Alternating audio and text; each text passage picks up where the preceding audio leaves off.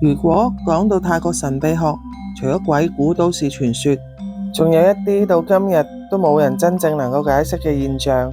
地點喺泰國朗開湄公河沿岸，每年到咗安居節尾聲，都會有大量嘅人聚集喺河邊，為咗等一樣嘢——哪吒火球。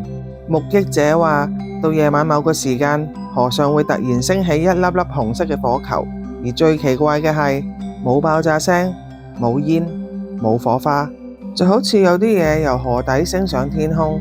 有啲火球會升到半空，然後突然消失，而每年都會有人親眼見到，甚至唔止一兩個，係成千上萬嘅人一齊等一齊睇。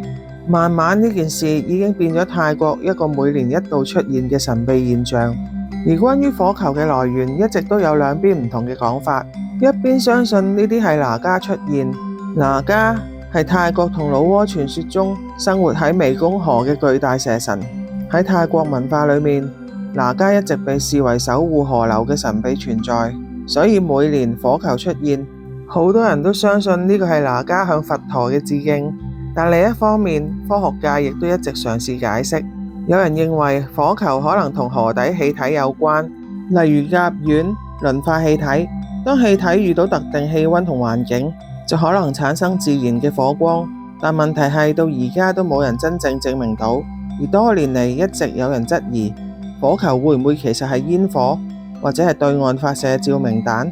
但支持者就反駁，因為有啲年份火球出現嘅位置、升空嘅方式根本唔似煙火。爭議到今日都未停，每年仍然有大批人專程去朗開等睇火球。有人係因為信仰，有人想親眼證實，有人當係節日慶祝。而你又覺得呢啲火球係咩嚟呢？